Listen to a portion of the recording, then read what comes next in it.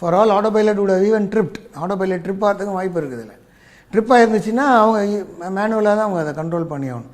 உங்களுடைய நினைவு நம்ம எல்லாருக்கும் சரியாக இருக்குமானால் 2000 வந்து சென்னையிலேருந்து சிங்கப்பூர் போன இந்த மாதிரி ஒரு Airbus Indian airlines Airbus A300 plane வந்து கடலுக்குள்ளே போய் ஒரு 100-200 மைல் போயிட்டு போன பிற்பாடு இந்த மாதிரி ஒரு வேக்கும்குள்ளே இரவில் மாட்டிக்கிட்டாங்க.